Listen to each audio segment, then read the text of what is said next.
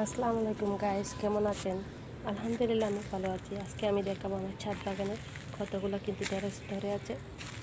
দেখুন, আমি কিন্তু একটা ক্যারেটের মধ্যে 3টা ঢেঁড়স গাছ বসিয়েছি।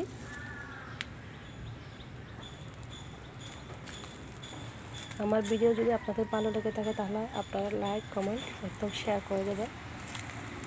আর ছাদ বাগানে যদি নতুন ভিডিও পেতে চান আমার চ্যানেলকে সাবস্ক্রাইব। মাশাআল্লাহ,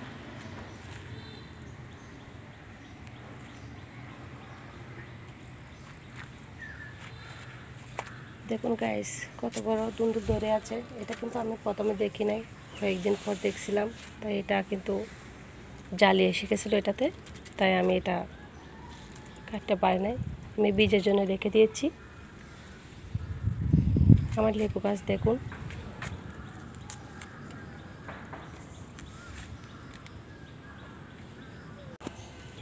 দেখুন গাইস আমার ছাদ বাগানের আনার গাছ।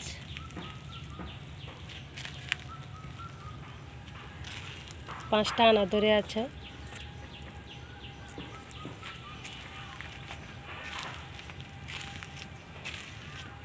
একটা রঙের বালতির মধ্যে দিয়েছি আমি। আলহামদুলিল্লাহ 4-5টা ধরে আছে, এতে আমি খুশি। আমার ছাদ বাগানের বিডে কাজ কিন্তু এখনও শেষ হয়নি, বৃষ্টির জনিত কারণে কাজ কিন্তু বাকি।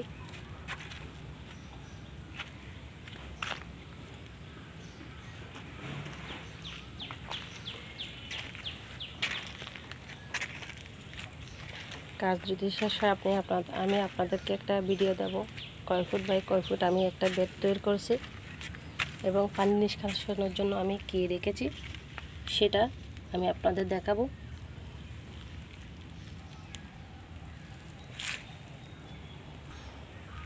ছাদ বাগানের কাজের জন্য কিন্তু আমি আমার ক্যারেটগুলো আমি এইদিকে রেখে দিচ্ছি। মাশাআল্লাহ মিষ্টি আলু শাক হয়ে আছে। এদিকে দেখুন, এটা কিন্তু এলাচি গাছ, এখানে কিন্তু এলাচি ফুল আসেনি।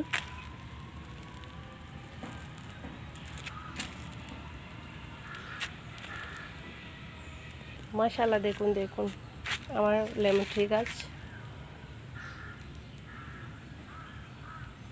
একদম লাগতেছে যে ধান গাছের মতো, অনেক হেলদি হয়েছে। এটা কিন্তু মেহেদি গাছ।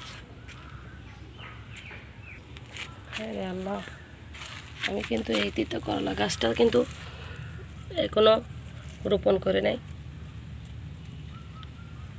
এই তো দেখুন গাইস, এটা এমনিতে রেখে দিয়েছি। কয়েকটা তিতা করলা ধরে আছে।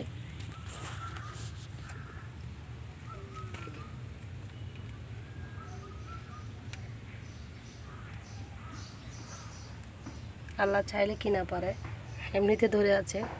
আলহামদুলিল্লাহ, শুকরিয়া আল্লাহর দরবারে। আমার ভিডিওটি কেমন লাগলো আপনারা বলবেন, কমেন্টে জানাবেন। ভালো লাগলে লাইক দেবেন। ধন্যবাদ।